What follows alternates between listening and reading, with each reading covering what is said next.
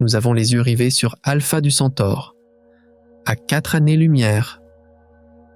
Mais l'obstacle cosmique le plus fondamental, une seule année-lumière, ironiquement, ne nous ferait peut-être même pas sortir complètement de notre propre système solaire. Car le nuage de Oort s'étend jusqu'à une année-lumière de distance. Cela signifie que pendant 17 600 ans, voyager 1 serait en fait toujours à la maison. Même notre engin le plus rapide mettrait 1500 ans pour parcourir cette distance. Mais ce qui est vraiment bouleversant, ce ne sont pas ces durées. Ce qui est vraiment bouleversant, c'est à quel point cette distance proche, juste devant notre porte, est en réalité in at tei GNA bleu. Si toi aussi tu veux découvrir les vérités derrière cette ironie cosmique, rejoins-nous dans cette aventure. Abonne-toi, car les plus grandes découvertes ne commencent pas toujours en regardant le plus loin, mais en se concentrant sur ce qui est le plus proche. Nous commençons. Pendant des années, la science-fiction nous a murmuré que les distances interstellaires n'étaient qu'à une transition de scène, une musique dramatique, un effet visuel éblouissant. Et nos héros sont dans le système stellaire suivant. Dans l'esprit de la plupart d'entre nous, une année-lumière était à peu près ça. Un objectif que nous pourrions atteindre avec notre technologie actuelle, si nous poussions un peu plus. Mais c'est une illusion réconfortante, car lorsque vous mettez les vrais chiffres sur la table, tout change. Quand vous prenez en compte les contraintes impitoyables imposées par les lois de la physique et la limite ultime atteinte par l'ingénierie, vous comprenez à quel point cette distance d'une année est en fait un gouffre terrifiant. Maintenant, nous savons que cette distance n'est pas un obstacle pour nous, c'est un mur. Alors, quelle est la hauteur de ce mur? Tout commence avec un seul chiffre, la limite de vitesse ultime de l'univers. La lumière, dans le vide, se déplace à environ 186 282 miles par seconde. Ce n'est pas un arrondi, c'est l'une des constantes les plus précisément mesurées de la physique. Cette vitesse signifie que vous pourriez faire le tour de notre planète 7 fois et demi en une seule seconde. Maintenant, multipliez cette vitesse ahurissante par le nombre de secondes dans une année, c'est-à-dire environ 31 556 000. Résultat, 5,87 billions de miles. Voilà ce qu'est une année-lumière. La distance que la lumière parcourt sans jamais s'arrêter, sans jamais ralentir, pendant que la Terre achève une orbite complète autour du Soleil. Car rien de ce qui a une masse ne peut atteindre cette vitesse, en raison d'une règle gravée dans le tissu même de l'univers. On peut seulement s'en approcher. C'est pourquoi la question que nous posons n'est pas une simple question de distance. Ce que nous demandons en réalité, c'est: à quel point sommes-nous en retard sur la lumière? Pour trouver la réponse à cette question, nous devons regarder nos machines les plus rapides. Mais ce qui est vraiment dérangeant, c'est de voir à quel point même notre meilleure technologie est lente à cette échelle.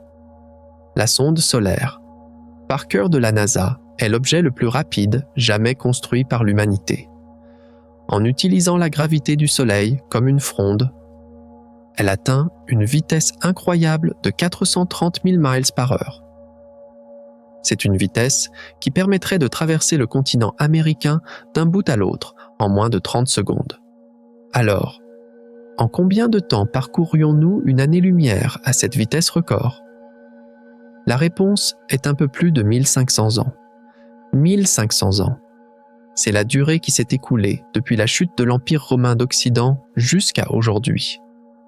Et ceci, c'est la performance de notre engin le plus rapide, dans les conditions les plus idéales et irréaliste, car Parker n'atteint cette vitesse que lorsqu'il plonge vers le Soleil et ralentira considérablement en s'éloignant de l'étoile. C'est pourquoi, pour une comparaison plus honnête, nous devons nous tourner vers un engin qui progresse réellement dans l'espace interstellaire en ce moment. Voyager 1. Lancé en 1977. Cet explorateur légendaire avance à une vitesse d'environ 38 000 miles par heure par rapport au Soleil. À cette vitesse constante, il faudrait à voyager exactement 17 600 ans pour parcourir une seule année-lumière. 17 600 ans. C'est plus long que le temps écoulé depuis que l'humanité a découvert l'agriculture et s'est sédentarisée. Pensez-y. Voyager un voyage sans interruption depuis près de 50 ans. Rien de fabrication humaine n'est allé plus loin que lui. Mais, au bout de tout ce demi-siècle de voyage, il n'a parcouru qu'un 2/1000 d'une seule année-lumière. Si une année-lumière était une course de marathon, le formidable voyage de 50 ans de voyager équivaudrait à avancer de seulement 120 mètres depuis la ligne de départ.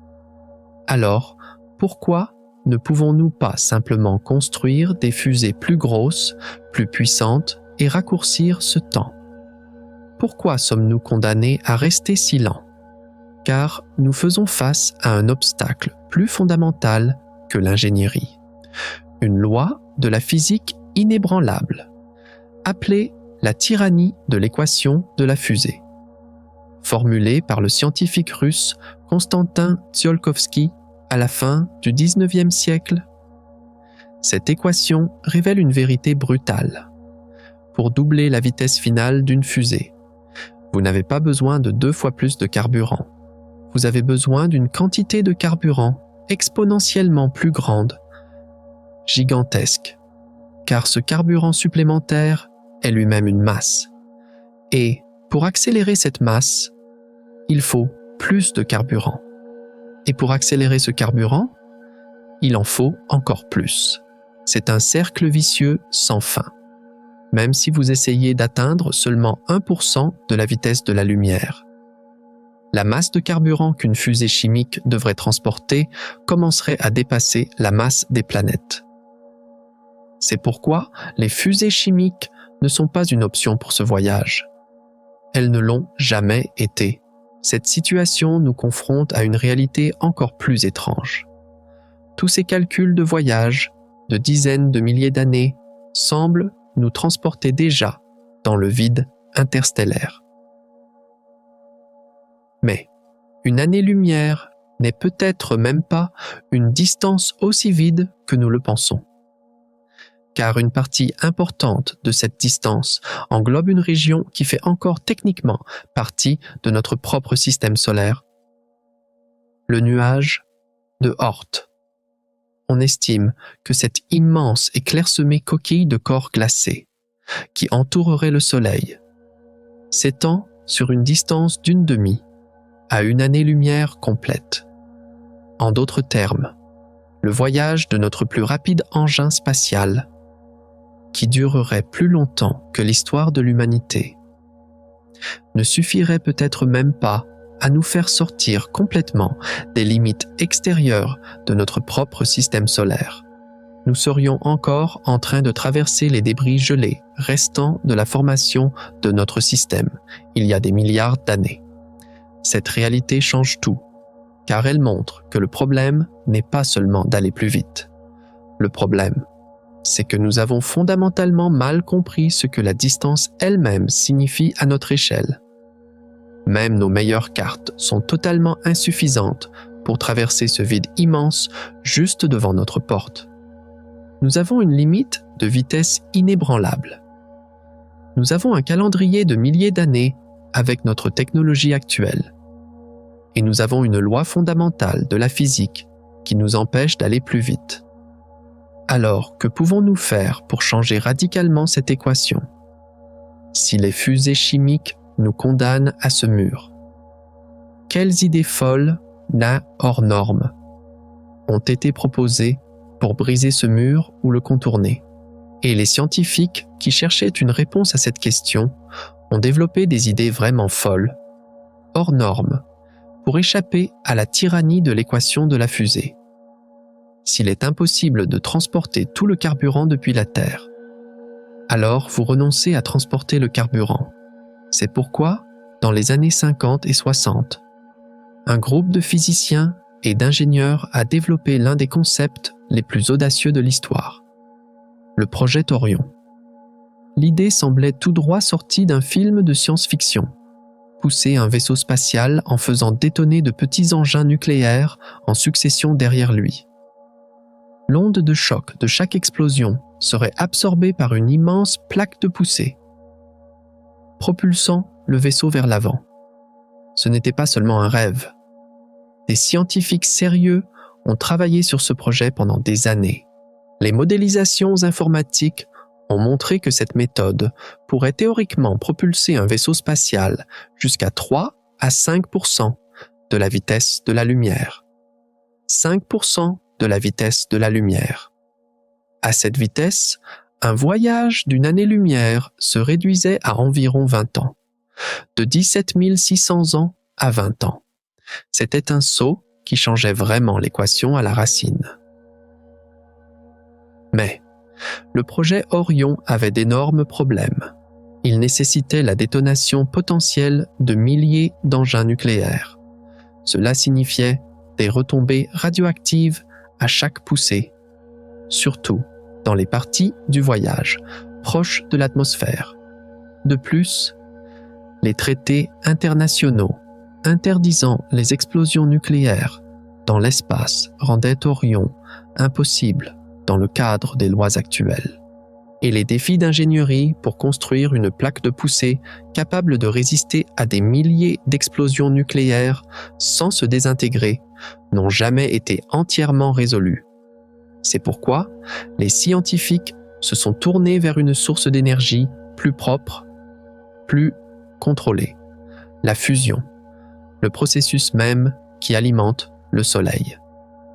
Cette idée a constitué la base de l'étude du projet Daedalus, mené par la Société interplanétaire britannique dans les années 70.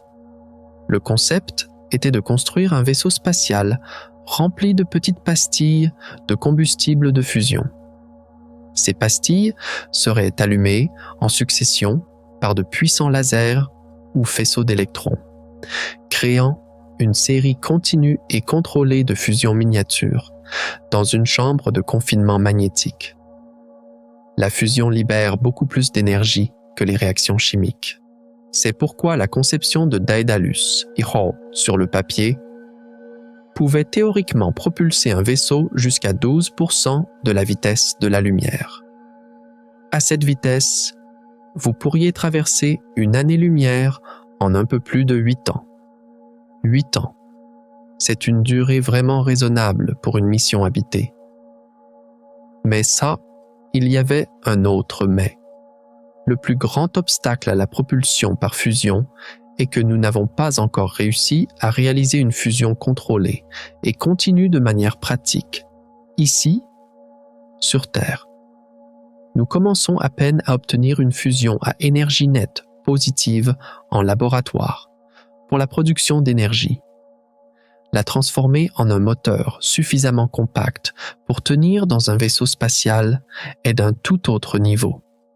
Le projet Daedalus prévoyait une sonde inhabitée massive de 54 000 tonnes, et la grande majorité de cette masse était constituée de carburant. Néanmoins, cette idée reste l'une des voies théoriques les plus sérieuses et les plus prometteuses. Et si nous nous approchions de la limite absolue permise par la physique, de l'option théorique la plus efficace, la plus puissante, c'est là que l'antimatière entre en scène. Lorsque la matière et l'antimatière se rencontrent, elles s'annihilent complètement et convertissent 100% de leur masse directement en énergie, suivant la célèbre équation d'Einstein. E égale mc². À titre de comparaison, Les fusées chimiques convertissent une très petite fraction d'1% de la masse de leur carburant en énergie. Et la fusion, moins d'1%. L'antimatière, elle, convertit tout. Cela signifie qu'un moteur à antimatière pourrait en principe propulser un vaisseau jusqu'à 70 ou 80% de la vitesse de la lumière. À cette vitesse, un voyage d'une année-lumière se réduirait à 1 ou 2 ans. Mais l'obstacle ici, c'est la production et le stockage. Produire de l'antimatière est incroyablement difficile et coûteux, même avec nos meilleurs accélérateurs de particules. Nous ne pouvons en produire qu'à l'échelle du nanogramme. La quantité totale d'antimatière produite dans l'histoire de l'humanité ne suffirait pas à allumer une ampoule pendant plus de quelques minutes. La stocker est un véritable cauchemar. Elle ne doit jamais toucher la matière ordinaire. Sinon, elle explose instantanément et violemment. Cela nécessite un champ de confinement magnétique parfait qui fonctionnerait sans interruption pendant des années. Une seule panne de courant signifierait la libération de tout le carburant en même temps. C'est pourquoi l'antimatière reste pour l'instant dans le domaine de la physique théorique, bien plus que de l'ingénierie. Des bombes nucléaires, des soleils miniatures et la matière la plus exotique de l'univers. C'étaient toutes des idées gigantesques, complexes et coûteuses, proposées pour briser la tyrannie de l'équation de la fusée. Elles semblent toutes être des impasses. Mais, et si la réponse ne se trouvait pas dans tous ces moteurs et explosions massifs? Et si la réponse était de laisser complètement le carburant derrière soi, de ne pas transporter un seul gramme de carburant? Et si nous pouvions pousser un vaisseau spatial avec une lumière focalisée, encore plus puissante que le Soleil lui-même? Cette idée nous sort des limites de la technologie actuelle et nous mène peut-être à la solution la plus réaliste et la plus proche. La prochaine étape, c'est d'abandonner les moteurs et de mettre les voiles. Mais pas sur les océans, entre les étoiles.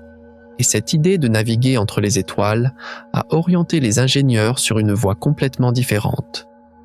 La voie de l'élégance, pas de la puissance. Si transporter du carburant est une tyrannie, alors se débarrasser complètement du carburant est une révolution. Et cette révolution commence avec l'une des particules les plus fondamentales de l'univers, avec la lumière. La première idée était incroyablement simple, une voile solaire. Ce n'est pas une fantaisie. La lumière, bien que n'ayant pas de masse, transporte une impulsion. Chaque photon qui frappe une surface réfléchissante exerce une poussée minuscule, presque incommensurable, sur cette surface. La puissance d'un seul photon n'est rien. Mais que se passe-t-il si des billions d'entre eux poussent sans interruption pendant des années? Alors, tout comme un voilier se remplit de vent, un vaisseau spatial peut se remplir de lumière. La sonde spatiale japonaise Icaros a démontré avec succès cette technologie en 2010. C'était la preuve que cela fonctionnait, non seulement en théorie, mais aussi en pratique. Mais cette méthode élégante avait une faiblesse fatale. La lumière du soleil perd rapidement de sa puissance avec la distance, selon une règle appelée la loi en carré inverse. La force de poussée diminue de façon exponentielle à mesure que l'on s'éloigne du soleil. Après avoir passé l'orbite de Mars, une voile solaire devient presque complètement impuissante. C'est pourquoi un voyage d'une année-lumière nécessiterait encore des milliers d'années. Mais Sat, et si nous n'avions pas à compter sur le Soleil? Et si nous pouvions créer notre propre Soleil? Un laser géant tiré depuis la Terre? Voici le vrai choc. Une initiative appelée Breakthrough Starshot propose exactement cela. L'idée est d'utiliser une voile ultra légère, attachée à une sonde miniature ne pesant que quelques grammes. Ensuite, avec un immense réseau de lasers basé au sol, de focaliser des dizaines de gigawatts de puissance sur un seul point. C'est comme tirer toute la puissance d'une centrale nucléaire sur une voile plus fine qu'une bulle de savon. Cette puissance incroyable pourrait accélérer cette minuscule sonde jusqu'à 20% de la vitesse de la lumière en seulement quelques minutes. 20% de la vitesse de la lumière. À cette vitesse, une distance d'une année-lumière ne prendrait que 5 ans. 5 ans. De 17 600 ans. De 8 ans à seulement 5 ans. C'est le chiffre le plus rapide, le plus réaliste que nous ayons rencontré jusqu'à présent. Car la physique sous-jacente a déjà été prouvée dans des expériences à petite échelle. L'impossibilité ici n'est pas dans la physique, mais dans l'ingénierie. Focaliser parfaitement un faisceau laser qui pourrait être dispersé par la moindre perturbation dans l'atmosphère. Développer un matériau de voile capable de résister à cette force terrible sans se déchirer. Et surtout, cette méthode n'est valable que pour des sondes inhabitées pesant quelques grammes. L'adapter à un véhicule transportant des humains augmenterait la puissance requise des milliers de fois, ce qui la rend pour l'instant inatteigna-pile. Et s'il existait une idée qui bousculait toutes les règles, et si la question n'était pas d'aller plus vite, mais de courber la distance elle-même. En 1994, à Huascas, le physicien mexicain Miguel Alcubierre a publié une solution mathématiquement valide dans les équations d'Einstein, un moteur à distorsion, ou warp drive. L'idée n'est pas de faire bouger le vaisseau plus vite que la lumière, car c'est interdit. Au lieu de cela, il s'agit de contracter l'espace devant le vaisseau et de l'étendre derrière lui. Le vaisseau avancerait comme un surfeur sur une vague, dans l'espace-temps lui-même. Dans sa propre petite bulle, il ne bouge en fait pas du tout. Mais cette bulle, pour un observateur extérieur, pourrait se déplacer beaucoup plus vite que la lumière. C'était un jeu d'esprit autorisé par les équations. Mais cela nécessitait quelque chose que la nature n'autorisait pas. De la matière exotique avec une densité d'énergie négative. L'existence d'une telle matière n'a jamais été observée, et même si elle pouvait exister, les premiers calculs ont montré que la quantité d'énergie requise serait équivalente à convertir toute la masse de la planète Jupiter en énergie. Le moteur à distorsion est resté un beau rêve sur le papier. Une voie de secours que la physique nous a offerte, mais qu'elle ne nous a jamais permis de toucher. Voilà ce que nous avons. Une voile lente, mais réelle. Un laser, incroyablement rapide, mais ne pouvant transporter qu'une puce. Et un rêve mathématiquement possible, mais physiquement impossible. Chacun semble offrir une clé pour franchir le mur d'une année-lumière. Mais ce mur lui-même pourrait être bien plus dangereux que nous le pensons. Car la plus grande menace dans ce voyage n'est pas la vitesse à laquelle vous allez. La vraie menace, c'est ce que vous allez percuter dans ce vide de 5,87 billions de miles. Car ce vide de 5,87 billions de miles n'est en fait pas complètement vide. Et les choses qui y paraissent les plus innocentes peuvent être les plus mortelles. Un grain de poussière. L'espace interstellaire est parsemé de particules microscopiques, clairsemées mais présentes, laissées par des étoiles qui ont explosé et des processus galactiques de plusieurs milliards d'années. À des vitesses quotidiennes, ce n'est même pas une préoccupation. Mais, à 20% de la vitesse de la lumière, la physique change complètement. L'énergie cinétique augmente avec le carré de la vitesse. Cela signifie qu'une particule inoffensive à des vitesses ordinaires se transforme en un petit explosif à des vitesses relativistes. Un grain de poussière pesant seulement 1 mg, beaucoup plus petit qu'un grain de sable, lorsqu'il heurte un vaisseau spatial se déplaçant à 20% de la vitesse de la lumière, libère une énergie équivalente à des centaines de kilogrammes de TNT. Ce n'est pas une grenade à main, c'est l'énergie d'un petit camion piégé. Et toute cette énergie est libérée instantanément sur une surface plus petite qu'une tête d'épingle. Au cours d'un voyage de 5 ans, la probabilité de rencontrer ne serait-ce qu'une seule de ces particules devient une certitude statistique. Cela soulève un problème énorme que les ingénieurs appellent le blindage. Chaque gramme de bouclier ajouté pour protéger le véhicule augmente la masse totale à accélérer, ce qui signifie plus d'énergie ou un voyage plus lent. Cet équilibre brutal entre vitesse et sécurité est l'un des plus grands obstacles d'ingénierie non résolus pour une mission habitée à ce jour. Mais, et si ceux qui font le voyage n'étaient pas des humains? Ou du moins, s'ils ne se comportaient pas comme des humains pendant la majeure partie du voyage? Cela nous amène au domaine le plus étrange et le plus fascinant du facteur humain. Le temps. La théorie de la relativité restreinte d'Albert Einstein dit qu'à mesure qu'un objet s'approche de la vitesse de la lumière, le temps lui-même commence à se comporter différemment pour cet objet. C'est ce qu'on appelle la dilatation du temps.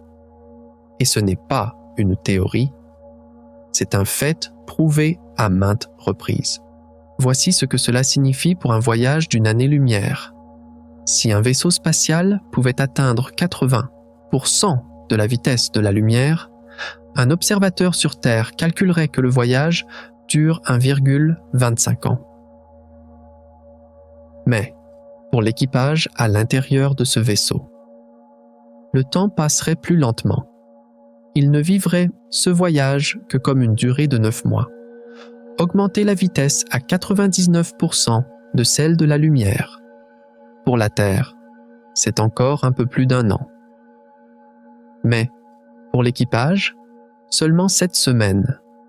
C'est la seule vraie ruse que la physique nous offre. Elle ne raccourcit pas le voyage, mais elle raccourcit la sensation du voyage pour les passagers. Mais, chaque ruse a un coût. L'énergie nécessaire pour atteindre ces vitesses augmente vers l'infini à mesure qu'on s'approche de la vitesse de la lumière. C'est pourquoi rien de ce qui a une masse ne peut atteindre exactement cette vitesse. La relativité donne de l'espoir aux passagers, mais donne des cauchemars aux ingénieurs. Car grimper ce dernier pourcent de vitesse demande beaucoup plus d'énergie que les 90 premiers pourcents du voyage. Et même si nous parvenions à surmonter tous ces obstacles physiques et d'ingénierie, il resterait la pièce la plus fragile, la plus imprévisible. L'humain. Une mission de 5, 8 ou 20 ans ne teste pas seulement l'endurance d'une machine, mais aussi celle de l'esprit humain. Les radiations, en dehors du bouclier magnétique de la Terre. L'équipage est constamment exposé aux radiations cosmiques. Cela signifie des risques graves pour la santé à long terme. Et un blindage efficace ramène ce fameux problème de masse. La solitude. Des études sur l'isolement à long terme dans les stations de recherche de l'Antarctique ont révélé un état appelé le phénomène du 3e trimestre. Lorsqu'environ les 2/3 de la mission sont terminés, que l'excitation du début est passée et que le retour est encore très loin. Le moral et la cohésion de l'équipage s'effondrent. Maintenant, imaginez cela dans un vaisseau spatial.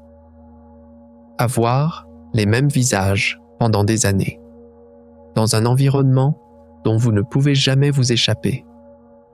Un petit désaccord peut se transformer en une tension de plusieurs semaines. Et surtout, la communication. Un message envoyé depuis un vaisseau à une année-lumière met 1 an pour atteindre la Terre. La réponse met 1 an de plus pour revenir. Un délai de 2 ans. Ce n'est pas une conversation en temps réel, c'est envoyer un message dans le vide et attendre 2 ans dans l'espoir d'une réponse. En cas d'urgence, le contrôle de mission ne peut être qu'un spectateur. L'équipage est complètement seul. Le coup mortel d'un grain de poussière, une physique étrange où le temps se courbe. Et l'esprit humain, seul dans l'un des environnements les plus impitoyables de l'univers. Tous ces problèmes, toutes ces difficultés incroyables soulèvent une seule question. Pourquoi ? Pourquoi devrions-nous envoyer des humains ? Si une sonde de quelques grammes peut faire le même voyage en 5 ans, avec un risque 0, qu'est-ce qui peut justifier le coût et le danger immense d'une mission habitée ? Ce n'est pas seulement une question d'ingénierie. C'est aussi une question philosophique. Et la réponse est peut-être plus complexe que la distance d'une année-lumière elle-même. Et maintenant, le vrai miracle arrive. Il est temps de plonger dans l'astuce la plus étrange, la plus inconcevable et la plus puissante de la physique, le monde de la relativité. Car à l'intérieur de cette équation, il y a une autre variable qui changera notre perception de tout le voyage et même du temps lui-même. Une variable si puissante qu'elle peut rendre une année-lumière beaucoup plus courte qu'une année pour ceux qui font le voyage. Tout ce dont nous avons parlé jusqu'à présent était du point de vue d'un observateur resté sur Terre. Notre point de vue. 1500 ans, 17 600 ans, 20 ans, 8 ans. Ce sont tous des chiffres qui émergent lorsque nous mesurons le voyage d'un objet en mouvement depuis un point fixe. Mais Albert Einstein, en 1905, a tout changé. Avec sa théorie de la relativité restreinte, il nous a montré ceci. Le temps n'est pas absolu. Le temps s'étire et se courbe en fonction du mouvement de l'observateur. Ce n'est pas une philosophie, c'est une loi fondamentale de la physique. Et maintenant, nous allons appliquer cette loi à un voyage d'une année-lumière. Soyez prêts, car les chiffres vont vraiment devenir fous. Première étape, disons que nous avons réussi à construire un moteur à fusion comme celui du projet Daedalus.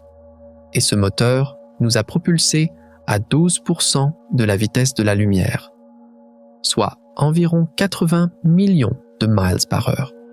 Pour nous sur Terre, ce voyage durerait, comme nous l'avons calculé, environ 8,3 ans, 8 ans et 3 mois. Ce serait le fonctionnement des calendriers sur Terre. Mais, pour l'équipage à l'intérieur de ce vaisseau, pour eux, le temps s'écoulerait un peu plus lentement que pour nous. Les équations de la relativité disent qu'à cette vitesse, le temps ralentit d'environ 0,7%. Cela semble peu. Mais étalé sur un voyage de 8 ans. Cela signifie que l'équipage vivrait le voyage comme étant plus court d'environ 22 jours. Donc, pendant que nous vieillirions de 8,3 ans sur Terre, il ne vieillirait que de 8,24 ans. Ce n'est pas une révolution. Mais c'est un début, car ce serait la première preuve de ce lien étrange entre la vitesse et le temps. Vous n'allez pas seulement plus vite, vous gagnez aussi un avantage sur le temps. Même cette petite différence changerait tout pour les missions futures. Mais 12% ne suffit pas. Nous devons aller plus vite. Disons que nous avons perfectionné une technologie comme le moteur à antimatière. Et ce moteur nous a propulsés à 50% de la vitesse de la lumière, soit 335 millions de miles par heure. C'est une vitesse incroyable. À cette vitesse, un voyage d'une année-lumière durerait pour nous exactement 2 ans. Et pour l'équipage, c'est là que les choses deviennent vraiment intéressantes. À 50% de la vitesse de la lumière. La dilatation du temps n'est plus une petite correction. C'est le facteur principal qui définit le voyage lui-même. À cette vitesse, le temps s'écoule 15% plus lentement pour l'équipage. Un voyage de 2 ans, selon leurs horloges et calendriers personnels, ne durerait que 1,73 ans, soit environ 1 an, 8 mois et 20 jours. Pendant que nous laisserions derrière nous 2 années complètes sur Terre, ils auraient vieilli de près de 3 mois et demi de moins que nous. Ce n'est plus une différence de quelques semaines. C'est une période de temps significative, où les saisons changent. Des événements importants se produisent. C'est le moment où le phénomène appelé le paradoxe des jumeaux passe d'une expérience de pensée à une réalité concrète pour l'histoire de l'humanité. Un astronaute revenant d'un voyage serait vraiment plus jeune que son frère jumeau resté sur Terre. Et c'est la seule forme réelle et prouvée de voyage dans le temps connu. Mais 50% n'est pas non plus la limite. Poussons encore plus loin. Imaginez que nous ayons atteint, grâce à une merveille d'ingénierie incroyable, 86,6% de la vitesse de la lumière. Pourquoi ce chiffre si spécifique? Parce qu'à cette vitesse, le facteur de dilatation du temps double exactement. Cela signifie un voyage qui durerait pour nous 1,15 ans, soit environ 1 an, 1 mois et 24 jours. Et pour l'équipage, à cette vitesse, le temps s'écoule pour eux exactement 50% plus lentement, c'est-à-dire exactement la moitié du temps que nous mesurons. Leur voyage ne durerait que 0,575 ans, soit environ 6 mois et 27 jours. C'est une révolution. Pendant que plus d'1 an s'écoule sur Terre, ils ne vivent que 6 mois. À ce stade, le lien entre le temps vécu par l'équipage et le temps sur Terre est presque complètement rompu. Ils auraient parcouru la distance d'une année-lumière sans même que les saisons ne changent complètement une seule fois pour eux. Chaque message « bonjour » qu'ils enverraient nous parviendrait avec des semaines de retard. Leur progression d'1 semaine signifierait pour nous une progression de 2 semaines. C'est vivre dans 2 réalités différentes, 2 flux temporels différents. Mais il y a encore plus loin. Poussons jusqu'à la limite absolue permise par la physique. 99,99% de la vitesse de la lumière. C'est une vitesse qui nécessite une énergie presque infinie à atteindre, mais qui n'est pas théoriquement impossible. Pour nous, un voyage d'une année-lumière durerait presque exactement 1 an, à quelques heures près. Mais, pour l'équipage à l'intérieur de ce vaisseau, à cette vitesse, le facteur de dilatation du temps dépasse 70. Le temps s'écoule, pour eux, 70 fois plus lentement que pour nous. Le voyage d'1 an, pour eux, ne durerait que 5,2 jours. 5 jours. Une semaine de travail. Pendant que 365 jours s'écoulent sur Terre. Ils n'auraient fait qu'un voyage du lundi au vendredi. C'est une réalité qui défie l'entendement humain. Un équipage, en quelques jours seulement, franchirait une distance que notre sonde la plus rapide ne pourrait pas parcourir en 17 000 ans. Si le vaisseau envoyait un rapport en arrivant à destination le vendredi. Ce rapport nous parviendrait lorsqu'exactement 2 ans se seraient écoulés depuis le départ du vaisseau. Il parlerait d'une mission de quelques jours, tandis que nous leur répondrions depuis un monde que nous avons quitté 2 ans auparavant. Voyager à cette vitesse n'est pas seulement un voyage dans l'espace, c'est aussi un voyage à sens unique vers le futur. Ces chiffres nous montrent ceci. Il n'y a pas de réponse unique à la question de savoir en combien de temps nous parcourons une année-lumière. Il y a deux réponses, une pour ceux qui restent sur Terre et une autre pour ceux qui partent, et à mesure que la vitesse augmente. Le gouffre entre ces deux réponses s'élargit pour devenir aussi vaste qu'une galaxie. C'est le plus grand cadeau et en même temps la plus grande malédiction que la physique nous offre, car elle rend possible l'atteinte des étoiles. Mais au prix de rompre le lien avec tout ce que nous laissons derrière nous. Ceux qui reviennent d'un voyage ne reviennent pas seulement de l'espace, mais aussi d'un temps différent. Alors, comment cette réalité étrange et inconcevable apparaîtrait-elle aux yeux des voyageurs? Seules leurs horloges fonctionneraient différemment, ou l'univers qu'ils voient changerait-il aussi? Par conséquent, l'univers lui-même changerait aussi. Pas seulement leurs horloges, mais tout ce qu'ils verraient, sentiraient, expérimenteraient, serait complètement différent de la réalité que nous connaissons. Car lorsque vous vous approchez de la vitesse de la lumière, ce n'est pas seulement le temps qui se courbe, mais aussi l'espace lui-même. La relativité entraîne deux effets d'optique étranges, mais inévitables. Et ces effets transforment le voyage d'une découverte scientifique en un rêve surréaliste.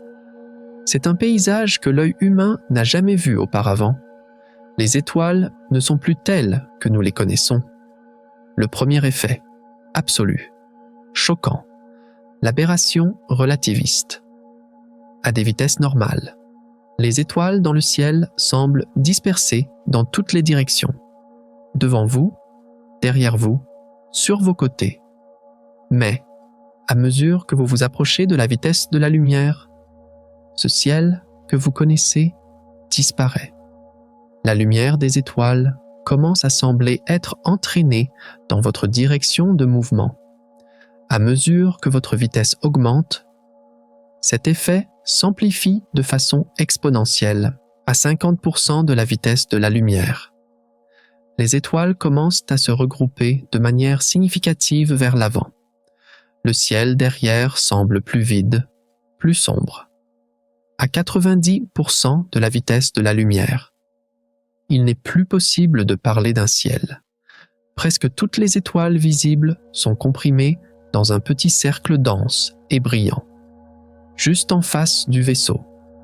Et à 99% de la vitesse de la lumière, l'univers entier se rassemble en un seul point, à la pointe du nez du vaisseau, un point de lumière de la taille d'une tête d'épingle, d'une luminosité aveuglante, et tout le reste, obscurité absolue, noir d'encre, infini. L'équipage, au sens propre du terme, aurait rassemblé toute la lumière de l'univers devant lui, ne laissant que le vide derrière. Ce n'est pas seulement un effet visuel, c'est une conséquence directe de la courbure de l'espace-temps lui-même, due à cette vitesse incroyable. L'univers, littéralement, se remodèle autour du voyageur. Mais ce n'est que le début, car il y a un deuxième effet, encore plus étrange et encore plus coloré, l'effet Doppler. Comme la sirène d'une ambulance qui devient plus aiguë en s'approchant de vous et plus grave en s'éloignant. La lumière fait la même chose. Mais, pas avec le son, avec la couleur, à mesure que le vaisseau accélère vers les étoiles situées devant. Les ondes lumineuses de ces étoiles se compriment. Cela augmente la fréquence de la lumière et la décale vers l'extrémité bleue et violette du spectre. C'est ce qu'on appelle le décalage vers le bleu, ou blue shift. À des vitesses suffisamment élevées, les étoiles qui apparaissent normalement jaunes ou rouges deviennent d'un bleu ou d'un violet brillant.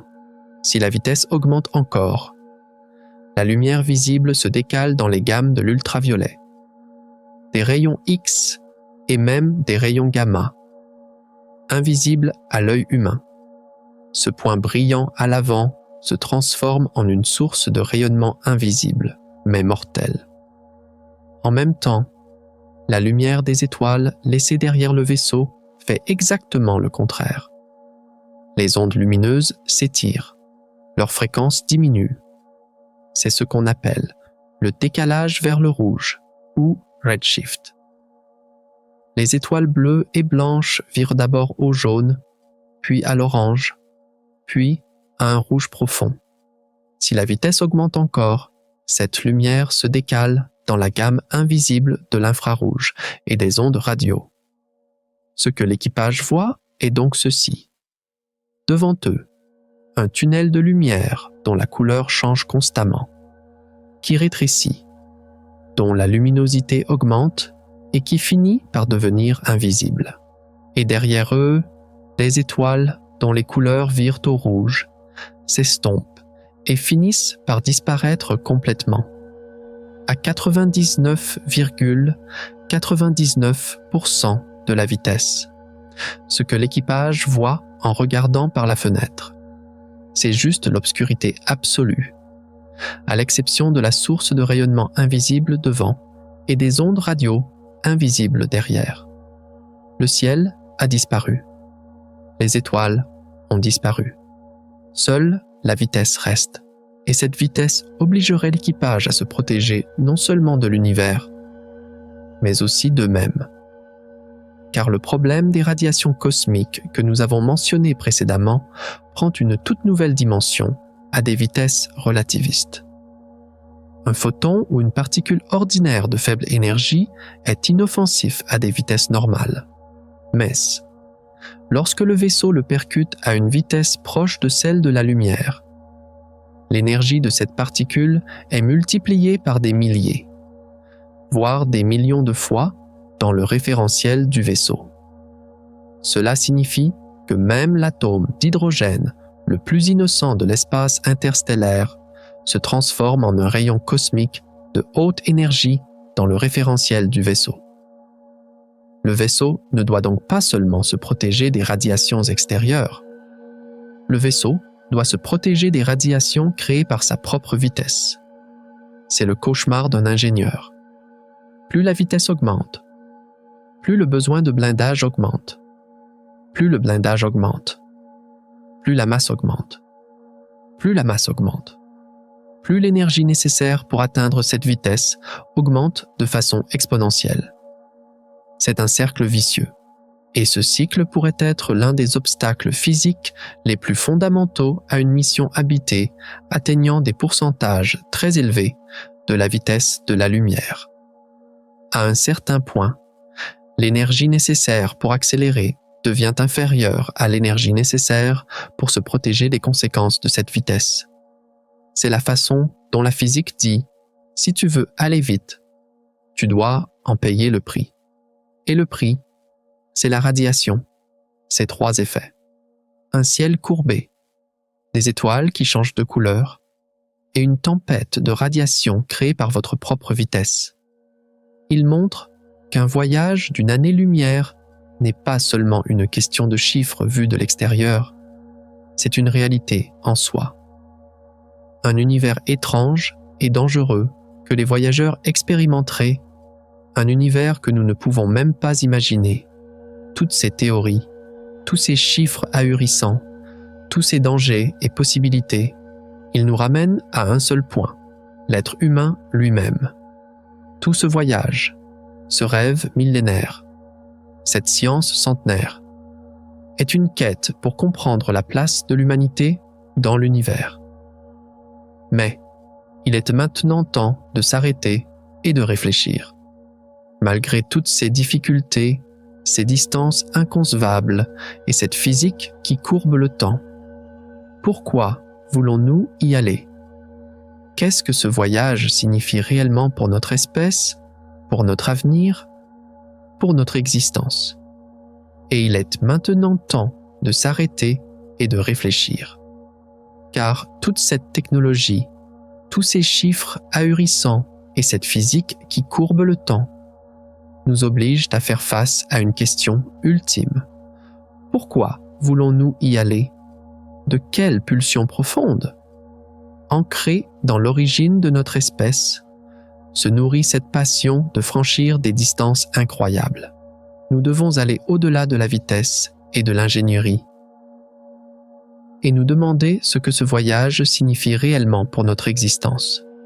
Car la distance d'une année-lumière n'est pas seulement une mesure de distance, c'est aussi un miroir géant qui reflète les vérités les plus cruelles et les plus belles sur notre place dans l'univers.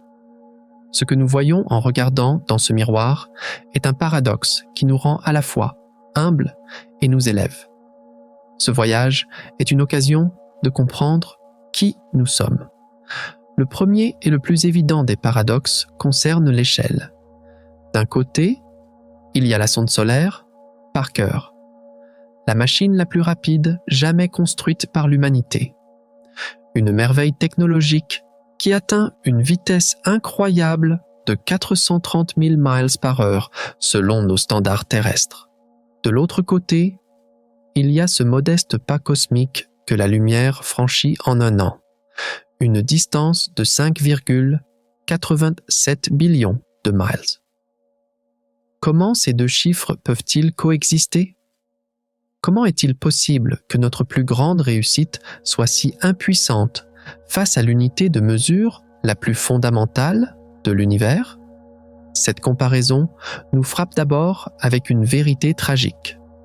Physiquement, nous ne sommes presque rien dans cet univers. Nos réalisations techniques les plus audacieuses, les machines issues de nos esprits les plus brillants, restent aussi lentes que la progression d'un escargot dans le vide entre les étoiles. Avoir besoin de 1500 ans pour parcourir une année-lumière est une blague cosmique. C'est, au mieux, comme jeter une bouteille à la mer. Vous ne saurez jamais si ce message arrivera quelque part. Et même s'il arrive, quand il arrivera. C'est une déclaration brutale de nos limites physiques. Nous sommes, dans cet océan cosmique, de petits bateaux attachés au rivage. Mais, voilà le mot magique. Avec mais, tout change. Car au sein de cette tragédie se cache une vérité incroyablement belle. Nous ne pouvons peut-être pas parcourir cette distance physiquement.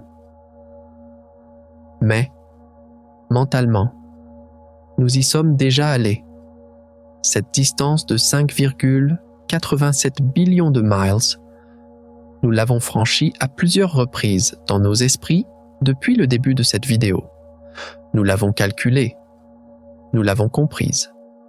Nous avons discuté de ses dangers, de ses possibilités, des moyens de la surmonter.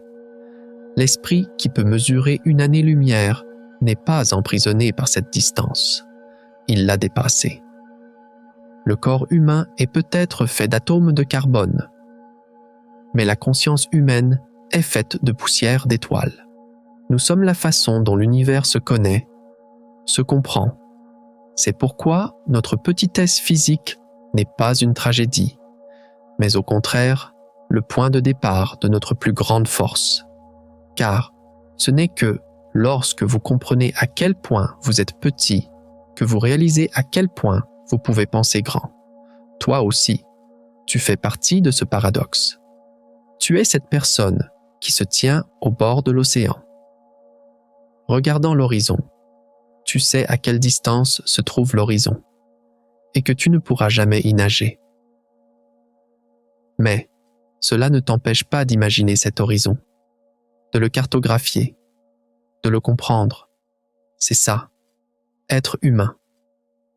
Le deuxième paradoxe concerne le temps. Ce voyage nous montre que la vie humaine peut être à la fois absurdement courte et profondément riche de sens. D'un côté, il y a le voyage de Voyager 1 qui durera 17 600 ans. C'est plus long que toute l'histoire écrite de l'humanité, plus long que le début de la civilisation. Pour faire un seul pas cosmique, Il faut plus de temps qu'il ne s'en est écoulé depuis la construction des pyramides. De ce point de vue, une vie humaine moyenne de 80 ans n'est même pas un battement de cils, un grain de sable, un rien. Nous sommes, dans ce fleuve immense du temps, des étincelles qui brillent un instant et s'éteignent, sur une scène de milliards d'années où les étoiles naissent et meurent, où les galaxies entrent en collision. Notre existence n'est qu'un bruit statistique. C'est la vérité tragique de l'existence. Quoi que nous fassions, où que nous allions, nous sommes éphémères face à cette immensité écrasante du temps. Ce voyage est la preuve la plus cruelle de notre mortalité. Mais, encore ce mais. Voilà tout ce qu'il y a dans ce bref instant. Ceux qui ont conçu ce voyage de 17 600 ans, ceux qui l'ont construit, ceux qui l'ont lancé, l'ont tous fait dans le cadre de leur courte vie de 80 ans. Cette courte vie a suffi pour écrire les équations qui résolvent les secrets de l'univers, pour construire les télescopes qui analysent la lumière des étoiles et pour envoyer dans l'espace une machine qui existera des dizaines de milliers d'années après eux. Peut-être que le sens ne réside pas dans la longueur de la durée, mais dans ce que nous y mettons. La vie d'une étoile, pendant des milliards d'années, peut se résumer à brûler de l'hydrogène. Mais une seule journée d'un être humain peut suffire à écrire un poème, à composer une symphonie, à serrer dans ses bras un être cher ou à s'interroger sur l'origine de l'univers. Ce bref instant peut être plus riche que l'éternité, car dans cet instant, il y a la conscience, il y a la quête de sens. Toi aussi, tu fais partie de cet instant. Tes jours sur le calendrier sont peut-être limités. Mais la curiosité, l'imagination et la capacité de comprendre que tu peux y mettre sont illimitées. C'est ça, être humain. Le troisième et peut-être le plus poignant des paradoxes concerne la solitude. L'une des choses les plus fondamentales que ce voyage nous enseigne, c'est à quel point les distances sont cruelles. Un délai de communication de 2 ans avec un équipage à une année-lumière est la définition d'une solitude cosmique. L'univers est un vide silencieux et indifférent. Même le système stellaire le plus proche, Alpha du Centaure, est à plus de 4 années-lumière. Cela signifie que, même s'il y a d'autres formes de vie intelligentes dans l'univers, il est presque impossible d'établir un dialogue significatif avec elles. Nous vivons dans un univers où la réponse à un message « bonjour » n'arrivera pas avant 8 ans. C'est faire face à l'une des peurs les plus profondes de notre espèce, la possibilité d'être seul dans l'univers. Chaque étoile est une île inaccessible, et nous semblons être piégés sur notre propre petite île bleue. C'est peut-être la vérité la plus tragique, la plus mélancolique de l'existence. Mais ce mais revient une fois de plus sur scène. C'est dans cette solitude immense que nous trouvons une unité incroyable. Les étoiles sont peut-être très loin de nous. Mais nous sommes très proches les uns des autres. Ceux qui ont pensé, planifié, imaginé ce voyage étaient tous des gens sur cette planète. Des gens qui regardaient le même ciel, partageaient la même curiosité. Peut-être que ce silence de l'univers nous envoie le message le plus important. Regardez-vous les uns les autres. Connectez-vous les uns aux autres, car c'est tout ce que vous avez. Peut-être que le rêve d'aller vers les étoiles est en fait le reflet d'un désir de rentrer à la maison, de nous tourner les uns vers les autres. Car ce n'est qu'en regardant ce grand vide que nous comprenons à quel point cette petite planète est précieuse, rare et digne d'être protégée. Ce silence cosmique devient une force qui nous lie plus étroitement les uns aux autres. Toi aussi, tu fais partie de ce lien. En regardant cette vidéo, tu partages la même curiosité avec des milliers, peut-être des millions de personnes dans différentes parties du monde. Nous sommes tous les passagers du même navire. C'est ça, être humain. L'échelle, le temps et la solitude. Chacun semble être un mur. Mais chacun cache une porte. Ces paradoxes ne sont pas là pour nous limiter, mais pour nous définir. Mais, dans ce voyage philosophique, il reste des questions sans réponse, plus pratiques et peut-être plus urgentes. Et ces questions plus pratiques et urgentes nous amènent à un quatrième paradoxe, peut-être le plus complexe. Cet équilibre délicat entre la connaissance et l'action. D'un côté, grâce à des télescopes comme le James Webb, nous avons la capacité d'apprendre des détails incroyables sur les coins les plus reculés de l'univers. Nous pouvons analyser d'ici, depuis notre propre maison, s'il y a de la vapeur d'eau dans l'atmosphère de planètes à des milliers d'années-lumière, ou la composition chimique de galaxies formées aux premiers instants de l'univers. De l'autre côté, il y a le fait qu'il est, du moins pour l'instant, complètement impossible de s'y rendre physiquement. Cette situation nous place dans un étrange dilemme. Sommes-nous comme des dieux qui savent tout, mais ne peuvent aller nulle part? Ou sommes-nous des observateurs impuissants? Regardant derrière une vitre, Yao, incapable de toucher, seulement de regarder. Cela révèle une vérité tragique sur la nature de la connaissance. La connaissance n'est pas toujours synonyme de pouvoir. Parfois, la connaissance n'est qu'une prise de conscience douloureuse de notre impuissance, de l'endroit où nos limites commencent. Quand des télescopes comme Kepler et TESS nous montrent des milliers de nouveaux mondes, c'est d'une part une découverte passionnante, et d'autre part, des milliers de nouvelles preuves d'inaccessibilité. Chaque nouvelle planète est autant un espoir qu'un soulignement d'une distance infranchissable. C'est une richesse intellectuelle, mais une pauvreté physique. Mess. Et voilà ce mot transformateur de nouveau. Peut-être que le vrai voyage n'est pas d'aller d'un lieu physique à un autre, mais d'élargir les frontières de notre compréhension. Peut-être que la plus grande découverte n'est pas de poser le pied sur une nouvelle planète, mais d'imaginer pour la première fois que cette planète pourrait exister. Pouvoir analyser d'ici l'atmosphère d'un monde à des millions de billions de miles de distance n'est pas un exploit moins miraculeux que de s'y rendre avec un vaisseau spatial. C'est la capacité de l'esprit humain à voyager avec la lumière, en dépassant les limites du corps physique. Nous capturons les photons de ces planètes et nous lisons l'histoire de leur voyage de milliards d'années. C'est une sorte de voyage dans le temps et l'espace. C'est pourquoi la connaissance n'est pas une prison, mais une aile. Elle nous donne la liberté de parcourir l'univers, non pas physiquement, mais mentalement. Et c'est peut-être le voyage le plus significatif. Toi aussi, tu fais partie de ce voyage.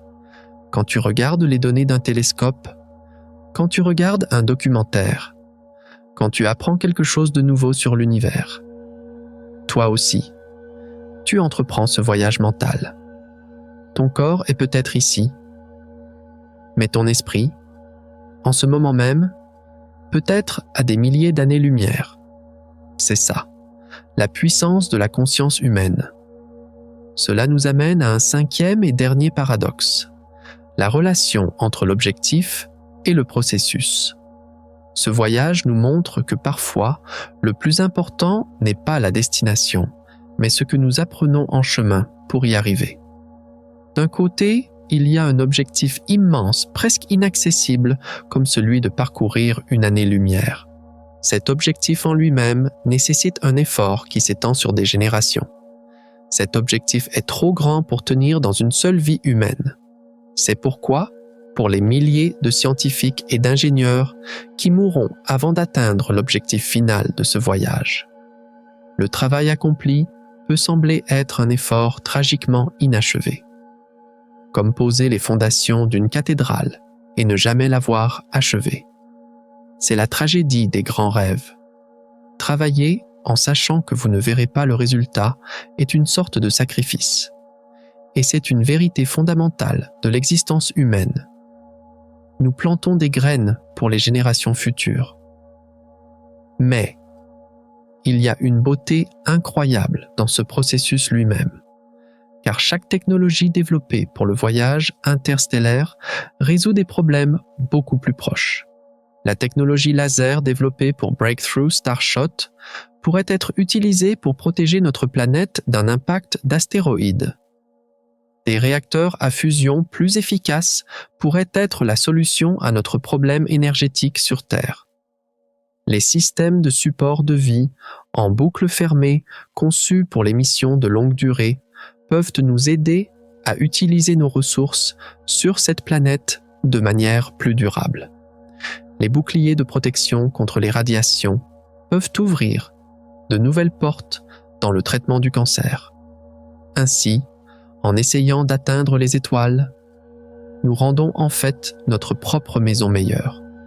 La destination est une direction, une boussole, mais le vrai trésor, c'est la sagesse, la technologie et la compréhension que nous recueillons en chemin. C'est pourquoi, même si nous n'atteignons jamais l'objectif d'une année-lumière, l'acte même de marcher vers cet objectif est une victoire pour l'humanité. Toi aussi, tu fais partie de ce processus. La technologie informatique que tu utilises aujourd'hui est un produit dérivé du programme Apollo. De nombreux progrès en médecine sont le résultat des efforts pour maintenir les astronautes en bonne santé dans l'espace. Poursuivre un rêve lointain enrichit le sol sous tes pieds. C'est ça, le progrès. Connaissance et action. Objectif et processus. Ces paradoxes nous montrent qu'une distance d'une année-lumière n'est pas seulement un problème de physique ou d'ingénierie, c'est aussi un problème de philosophie, un problème qui nous interroge sur qui nous sommes, pourquoi nous sommes ici et où nous voulons aller. Et les réponses à ces questions ne sont généralement pas simples. Nous savons maintenant qu'une distance d'une année-lumière est à la fois une limite physique et un terrain de jeu mental. Nous savons que la vie humaine est à la fois un néant cosmique et un moment rempli de sens. Et nous savons que l'univers est à la fois un vide qui nous isole et un miroir qui nous relie les uns aux autres. La connaissance est à la fois une prison et une aile.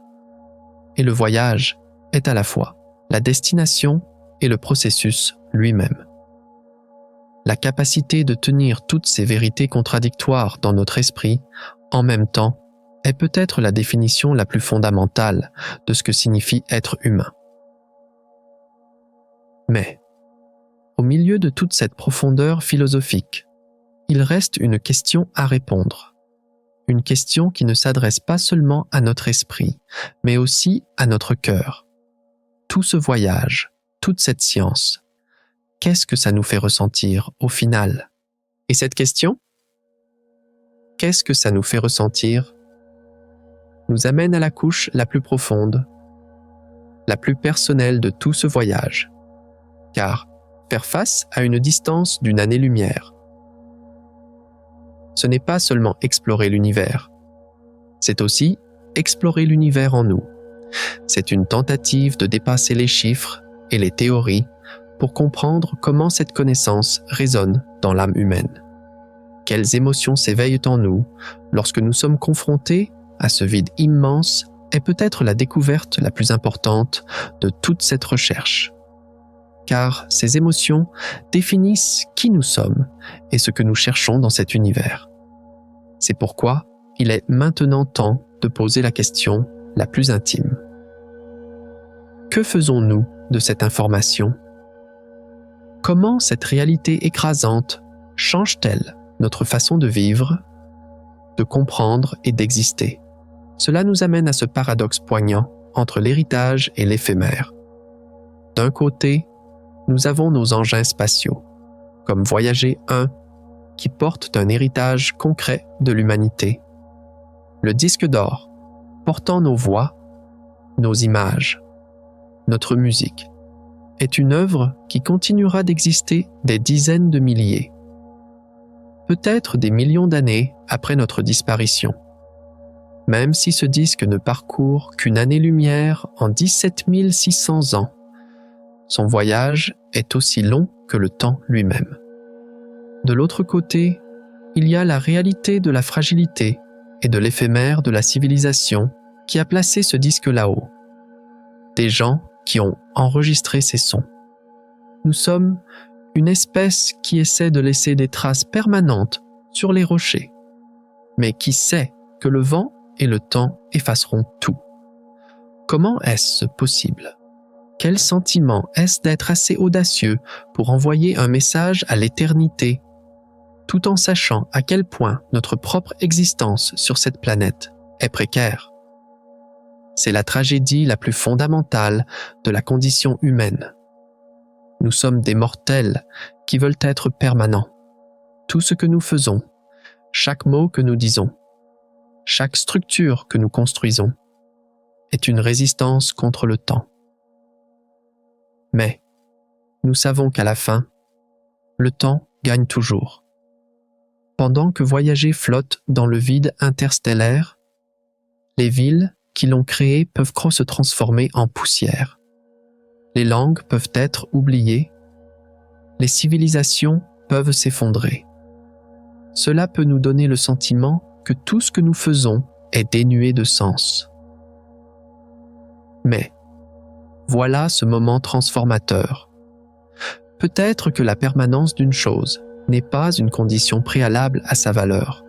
Peut-être que le sens ne se trouve pas dans l'éternité, mais dans l'intention du moment où l'acte a été accompli.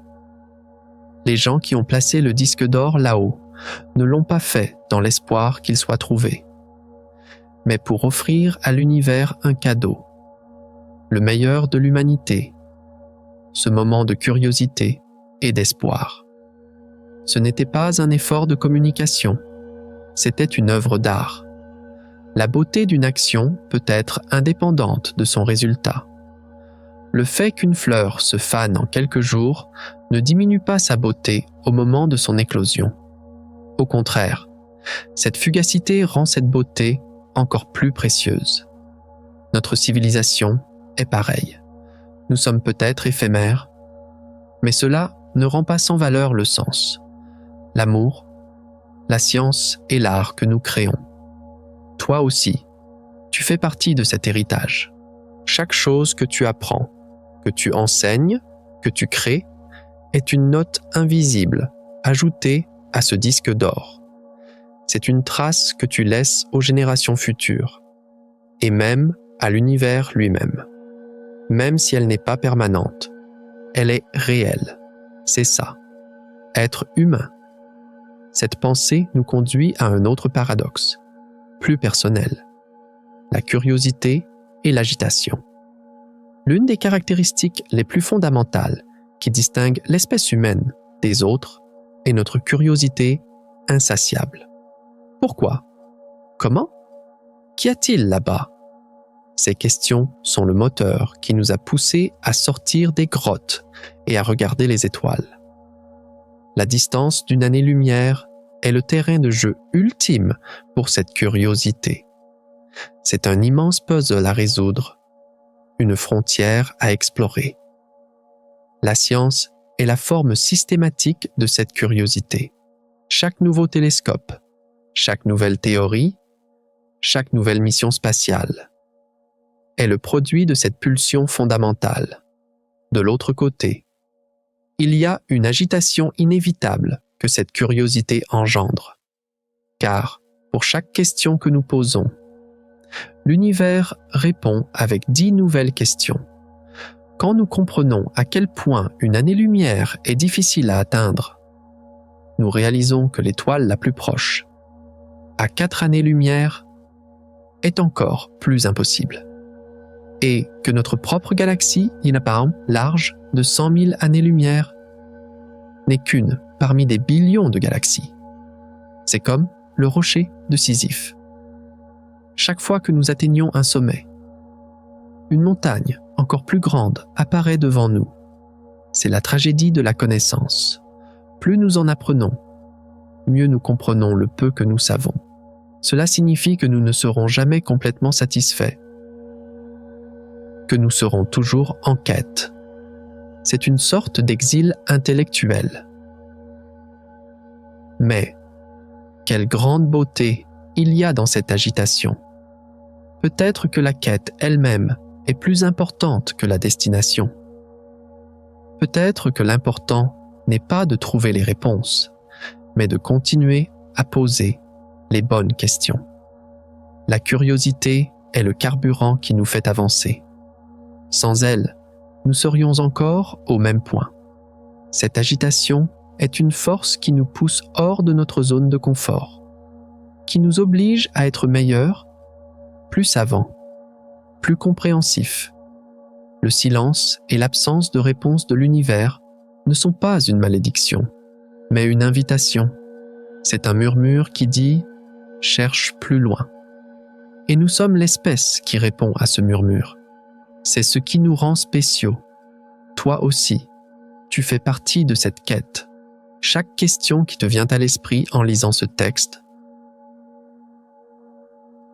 c'est pousser ce grand rocher de Sisyphe 1 centimètre plus haut. Cette question est ta contribution personnelle à la plus grande aventure de l'humanité. Même si tu ne trouves pas la réponse, le fait d'avoir posé la question est important. C'est ça, être humain. Peut-être que l'espoir et la réalité ne sont pas des ennemis, mais des compléments. La réalité nous montre où nous sommes. Elle nous dit honnêtement à quel point le problème est grand. Elle nous montre quels obstacles nous devons surmonter. C'est notre carte. L'espoir. C'est ce qui nous donne le courage de regarder cette carte et de nous mettre quand même en route. C'est notre boussole. L'un sans l'autre est aveugle. Seul l'espoir nous entraîne dans des fantaisies dangereuses. Seule la réalité nous emprisonne dans l'inaction et le désespoir. Mais, lorsque les deux s'unissent, les plus grandes réalisations deviennent possibles. Le programme Apollo était le produit à la fois d'une réalité brutale, l'équation de la fusée, les dangers, et d'un espoir incroyable, l'objectif d'envoyer un homme sur la Lune en 1 décennie. Le voyage d'1 année-lumière ne sera possible que par l'union de ces deux forces. Tu fais partie de cette équation. Chaque difficulté dans ta vie est une réalité. Ta décision de continuer à essayer malgré cette difficulté est un espoir. Au moment où tu peux équilibrer les deux, les choses qui semblaient impossibles commencent à devenir possibles. Voilà ce que c'est d'être humain, l'héritage et l'éphémère, la curiosité et l'agitation, l'espoir et la réalité. Ces paradoxes montrent comment faire face à une distance d'1 année-lumière nous enseigne non seulement l'univers, mais aussi nous-mêmes. Mais, une fois ce voyage intérieur terminé, en regardant en arrière, avec tout ce que nous avons appris, avec cette nouvelle perspective, le ciel nocturne nous apparaît-il encore de la même manière? Et par conséquent, non. Le ciel nocturne ne peut plus jamais paraître le même. Car une fois que vous avez compris ce que signifie une distance d'1 année-lumière, chaque étoile cesse d'être un simple point brillant. Chacune se transforme en une histoire d'inaccessibilité, de temps et d'imagination humaine. Cette nouvelle perspective nous amène à une dernière couche philosophique. Peut-être la conséquence la plus importante de tout ce voyage, la responsabilité. La question de savoir ce que nous allons faire de cette connaissance n'est pas seulement une question de sentiment personnel, c'est aussi une question d'action et de choix collectifs. Lorsque nous comprenons notre place dans l'univers, quelle responsabilité cette compréhension nous impose-t-elle? C'est une question qui nous pousse à interroger nos valeurs les plus fondamentales. Cela nous amène à ce paradoxe profond entre l'isolement et la connexion. D'un côté, l'une des vérités les plus choquantes que ce voyage nous a enseignées est notre isolement cosmique. Une distance d'une année-lumière montre qu'il n'y a même pas de voisins proches, qu'Alpha du Centaure est plus de 4 fois plus loin. Cela signifie que, du moins dans notre quartier galactique, nous sommes probablement tout seuls. C'est faire face au fait que toutes les mythologies jettent les dieux et les histoires de l'humanité ne sont que des murmures qui résonnent sur cette petite planète bleue. Le reste de l'univers est complètement sourd à ces murmures. C'est une solitude tragique. L'immensité de l'univers n'est pas un refuge, mais au contraire, un vide géant qui nous montre à quel point nous sommes petits et uniques. Cette connaissance peut apporter une sorte de fardeau existentiel. Vivre avec le fait que tout sens, toute valeur, est créé uniquement par nous, pour nous. Mais c'est dans cet isolement que nous trouvons la connexion la plus forte. Si nous sommes vraiment seuls dans cet univers, cette situation augmente notre responsabilité les uns envers les autres, à l'infini. Si la conscience est une fleur rare qui a germé sur cette planète, alors la protéger, la nourrir et l'élever devient la mission la plus fondamentale de notre espèce. La solitude cosmique ne devrait pas nous éloigner les uns des autres. Au contraire, elle devrait nous lier plus étroitement que jamais auparavant, car dans cette obscurité, nous n'avons rien d'autre que la lumière les uns des autres. Peut-être que le rêve d'aller vers les étoiles est en fait un désir de se connecter plus profondément à cette planète, à ce foyer unique de vie. Lorsque nous comprenons à quel point il est difficile d'y aller, nous réalisons quel immense privilège c'est d'être ici. Tu fais partie de cette connexion. Tu partages le même destin rare et précieux avec chaque être vivant, chaque être humain sur cette planète.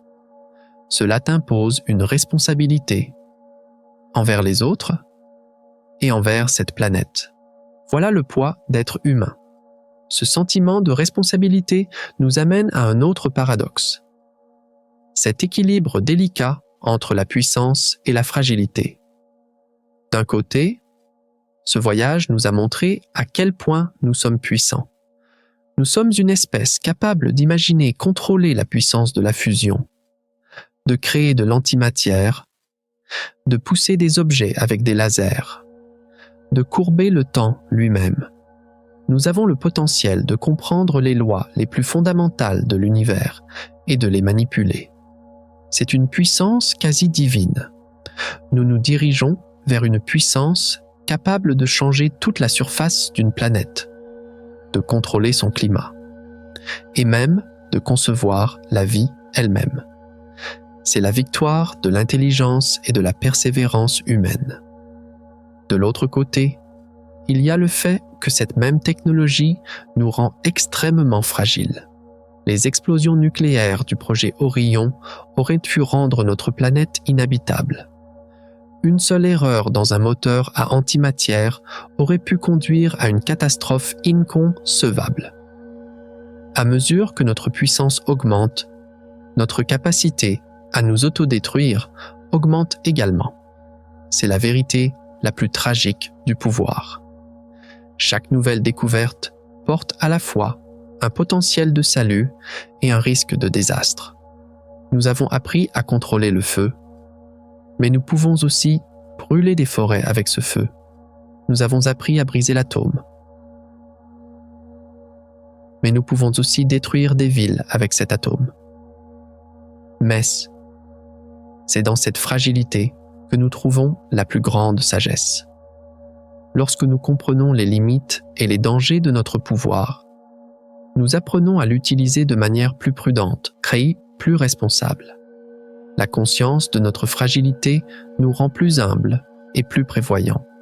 Peut-être qu'avant d'aller vers les étoiles, nous devons apprendre à utiliser notre pouvoir avec sagesse sur cette planète.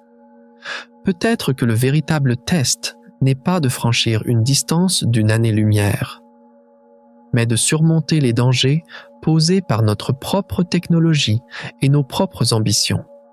C'est une sorte de test de maturité cosmique, et il n'est pas encore certain que nous réussirons ce test. Tu fais partie de ce test, avec chaque choix que tu fais chaque jour, la technologie que tu utilises, les valeurs que tu défends. Tu votes un peu pour savoir si le pouvoir est utilisé de manière responsable ou non. Voilà la responsabilité d'être humain.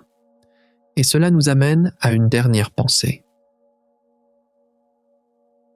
Un dernier paradoxe. Le silence est le message. L'univers est écrasant de silence. Depuis des milliards d'années, aucun message significatif ne nous est parvenu à travers des trillions d'étoiles. C'est le cœur du paradoxe de Fermi. Où est tout le monde? Ce silence, comme nous l'avons déjà dit, peut sembler être une preuve de notre solitude.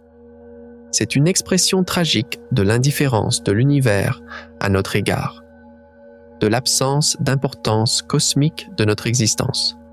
Dans ce vide infini, notre histoire n'a pas d'auditeur. Mais, peut-être que nous sommes le premier message à briser ce silence. Peut-être que l'univers n'était pas silencieux. Il écoutait simplement. Et nous sommes la première note à répondre à ce silence. Le disque d'or de Voyager est un poème jeté dans ce silence. Chaque photo prise par le James Webb est une lanterne brandie dans cette obscurité. Chaque pensée qui se forme dans ton esprit en regardant cette vidéo est un murmure ajouté à ce silence. Peut-être que le sens de l'univers n'est pas quelque chose à trouver, mais quelque chose à créer. Et nous sommes l'espèce qui crée ce sens. Ce silence n'est pas un vide, mais une toile qui attend d'être remplie. Et notre science, notre art, notre philosophie sont les premières couleurs que nous peignons sur cette toile. C'est notre réponse à l'univers. Nous disons, nous sommes ici. Nous disons, nous essayons de comprendre. Et nous disons, voici notre histoire. Tu fais partie de ce message. Chaque moment que tu vis, chaque personne que tu aimes, chaque question que tu te poses, est un mot ajouté à ce message. Face au silence de l'univers, tu donnes une réponse avec ta propre vie. Voilà le but d'être humain. Nous le savons maintenant. La distance d'une année-lumière nous a enseigné non seulement les limites de la physique, mais aussi les paradoxes les plus profonds de notre existence. Elle nous a montré à quel point nous sommes à la fois petits et grands, à quel point nous sommes à la fois éphémères et capables de laisser des traces durables, à quel point nous sommes à la fois seuls et connectés les uns aux autres, et à quel point nous sommes à la fois puissants et fragiles. Ce long et profond voyage nous a ramenés à notre point de départ. Mais nous ne sommes plus les mêmes. Le voyage, même s'il n'a eu lieu que dans nos esprits, s'achève. Alors, avec toutes ces informations, cette nouvelle compréhension, que nous reste-t-il? Quelle est la vérité la plus fondamentale, la plus distillée, qui nous reste à la fin de cette aventure de 5,87 billions de miles? Et par conséquent, ce qu'il nous reste, c'est une compréhension. Au cours de ce long voyage, nous avons vu qu'une distance d'une année-lumière n'est pas seulement un chiffre, mais aussi un miroir. Dans ce miroir, nous avons observé à quel point même nos machines les plus rapides sont lentes, comment même nos théories les plus audacieuses sont limitées face aux lois de la nature. Mais nous avons aussi vu comment l'esprit humain transcende ces limites. Comment il peut courber le temps et l'espace, et comment il affronte les paradoxes existentiels les plus profonds. Ce n'était pas seulement l'histoire d'une distance, c'était aussi notre histoire. Nous savons maintenant qu'une année-lumière est plus qu'un vide de 5,87 billions de miles.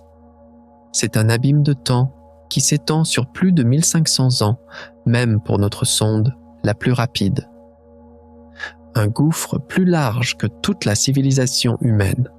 Et l'effort pour franchir cette distance nous rappelle non seulement l'immensité de l'univers, mais aussi notre propre fragilité, notre curiosité, notre espoir, et surtout, notre responsabilité face au silence de cet univers.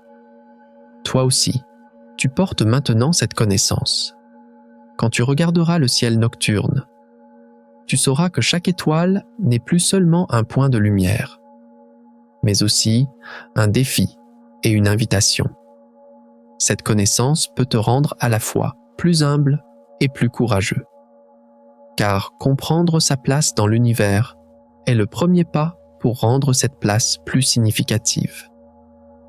Si ce voyage t'a apporté une nouvelle perspective sur l'univers et notre place en son sein, tu peux envisager de t'abonner à la chaîne et d'aimer cette vidéo pour nous aider à poursuivre cette aventure de découverte. Car il reste encore beaucoup de questions auxquelles répondre. Tout au long de ce voyage, nous avons vu à quel point l'univers est grand, vide et silencieux. Ce silence nous laisse face à l'une des questions les plus fondamentales. Si l'univers est si grand et qu'il y a des milliards de mondes potentiellement propices à la vie, alors pourquoi sommes-nous si seuls ? La distance d'une année-lumière semble être un mur gigantesque qui nous sépare de nos voisins dans cette galaxie. Il y a quelque chose que je ne vous ai pas dit. Ce mur pourrait ne pas être une prison, mais un bouclier. Le silence écrasant de l'univers n'est peut-être pas une coïncidence, c'est peut-être un choix. Lors de notre prochain voyage, nous plongerons au cœur du paradoxe de Fermi et nous poserons la fameuse question : où est tout le monde ?